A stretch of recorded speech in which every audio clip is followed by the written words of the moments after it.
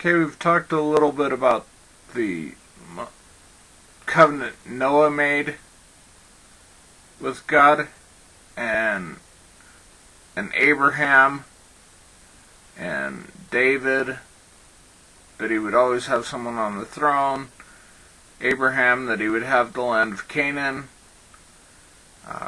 Noah, that he wouldn't be flooded, which that one's still in effect, but Noah entered a covenant before he entered the ark. He found favor in the sight of Yahweh. And so, we still have that covenant. And I wanted to read one passage, Genesis 26, verse 5. It says, "Because Abraham obeyed me and kept my charge, my commandments, and my statutes, and my laws."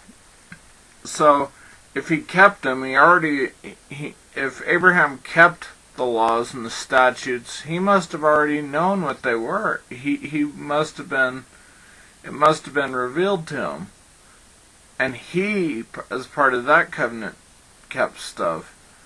We, just like in the renewed covenant that we become part of as we accept Yeshua, Jesus as our Messiah and our atoning sacrifice, the atoning sacrifice for sin, we're not doing it to be saved. We don't follow Torah to be saved. We follow it because we are saved, because we believe. And it's Yeshua, Jesus said in Matthew 24 that it shall be as in the days of Noah. And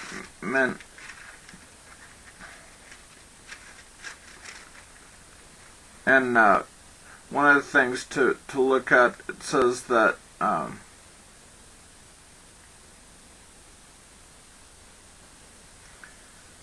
in verse 12 of Matthew 24, it says, "Because lawlessness is increased, most people's love will grow cold." Well, God is love. And then you read in 1 John where it says, "In the beginning was the Word, and the Word was with God, and the Word was God." And you read passages where it says, God is love. God is love. Well, Torah is love. Don't steal, don't kill, don't commit adultery, don't covet someone else's stuff. All those things are part of love. But Yeshua even went further, and he said, not only do not steal, but give. And, Torah talks about do not glean the edges of your field, leave it for the poor. If you've read it, well, one of the things to read if you haven't read it is Ruth. Ruth was gleaning in Boaz's field, turned to Israel, and that's how she ended up eventually marrying Boaz, because she caught his eye. But he was obeying the commandment, then they were gleaning in the field. And then you have verse 9 in chapter 24. It says, "Then they will deliver you to tribulation, and will kill you, and you will be hated by all nations because of my name. All that time many will fall. At that time many will fall away, and will betray one another and hate one another." So, but we look at this because people have forgotten Torah. They've forgotten the golden rule. Treat others as you would have others treat you. They've forgotten that. become lying, cheating, stealing. And, tribulation isn't a bad thing, because we will either turn away from God, from Yahweh, or we will be anchored to Him and draw close to Him in the storm. And now we put down firm root. If we put down firm root, we can stand in the time of trouble. And just as Noah was in covenant with God and entered the ark, so are we in covenant and enter the ark in a way. Yes, many of us will probably be killed, no doubt. Many will suffer. But that doesn't mean that we don't follow. We follow His ways, that we don't turn away. And you look at this shirt. A man who kneels before God can stand before anyone. There's so much truth to that. If you seek God first, all these other things, yes, you have tribulation, but then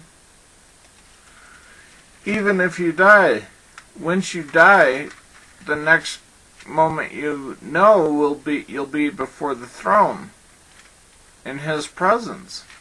What's so bad about that? Yeah, it may not be nice, but, we need to be following. And just like it says here in Matthew 24 verse 42, it says, "Therefore be on the alert, for you do not know which day the Lord is coming. But be sure of this, that if the head of the household had known at what time of the night the thief was coming, he would have been on the alert and would not have allowed his house to be broken into." So we don't know what time. We don't know the timing.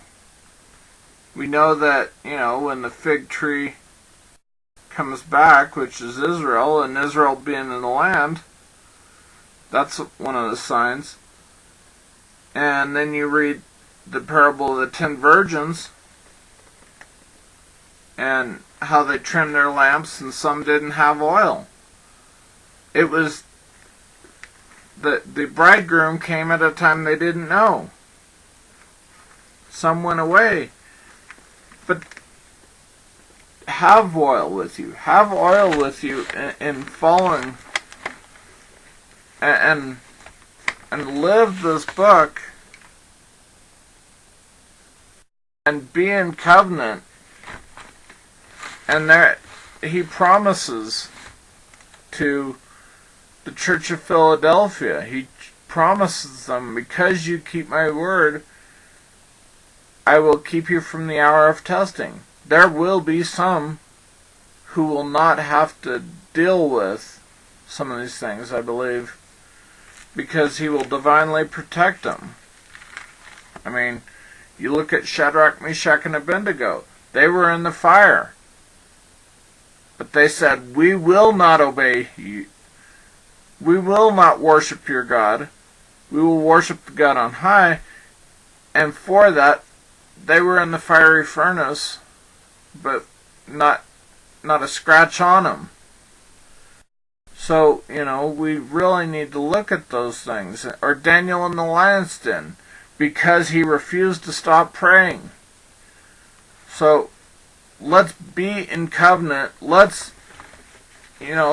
keep the wedding contract for the time that when the tribulation comes, we are there. We are light of the world till He comes.